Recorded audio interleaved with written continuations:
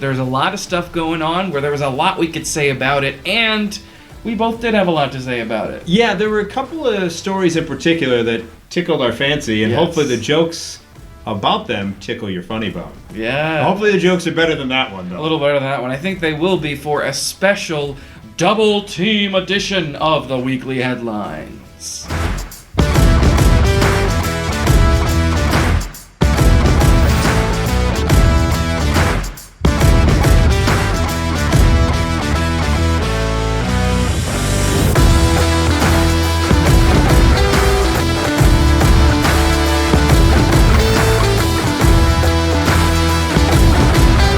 First up, Pillsbury Mills.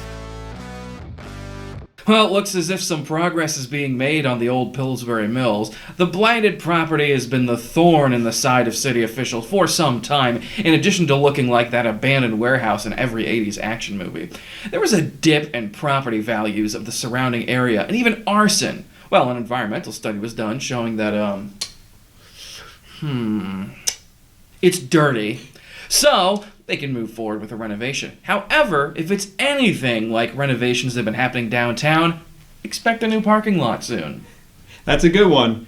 Here's my take on this particular story. All right. The results of the environmental study of the old Pillsbury Mills site were released this week, and thankfully there were no big surprises. The survey found some asbestos contamination in some of the buildings on site, as well as lead paint issues, but those were already known.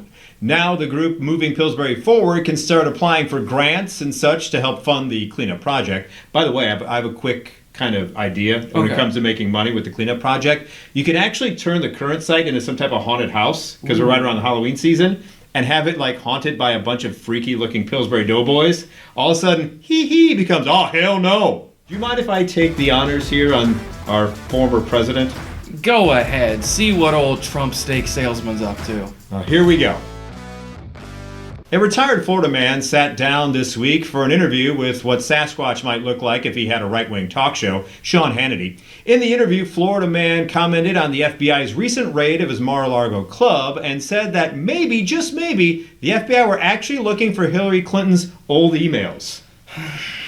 And get this, Kev, if you think that's nuts, he went further on to say that he could declassify documents just by thinking about declassifying them. Is he a Jedi now, like Qui-Gon insane? Look for him in another Star Wars movie coming out, The Dope Awakens. Oh my god. Yeah, well, I'll tell you what.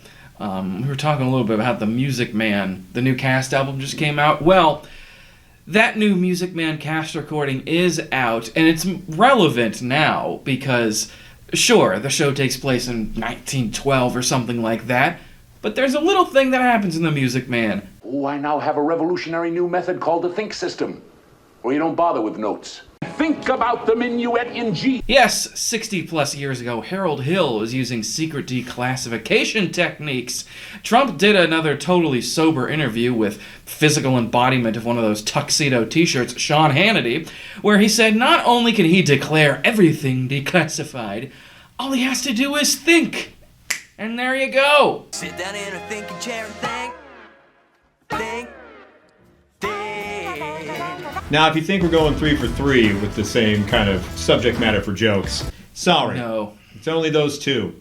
But we still have one more joke apiece left. That's why it's called Double Team, because it's only two. The newest Star Wars show, Andor, has come out, and it is taking a bold new departure from previous Star Wars properties by not shoving references to the original movies down your throat every 5 seconds, like, hey man, what are you doing at the Tachi station? I'm picking up some power converters. Civilization has been wiped out, and Mike, who are the only two droids left? Is it 3PO and R2-D2? You bet, and in the order I wrote that. Look at that. You're a pretty quick shooter, Mike. You gotta be as fast as Han Solo. Not only just you're fast enough to make the Kessel run in 12 parsecs, but you also shoot first. I mean, just ask Greedo. God, this new way of doing shows is scaring me. And when something's scaring me, I got a bad feeling about this. I will say this, don't ever tell me the odds. I love it. Speaking of odds, the odds of the Chicago White Sox to win the AL were among the favorites to start the season, but their chance to close the gap and make a late season run at the top of the AL Central Division this week went down in flames. Yeah, they got swept by the Cleveland Guardians when they needed to actually sweep the Cleveland Guardians. I'll tell you what, I haven't seen someone fall on their face quite like that since the Grape Lady. And those are your weekly headlines. Those are your weekly headlines. A double team edition. I'm Van Dam, you're Rodman. Let's go to North Korea.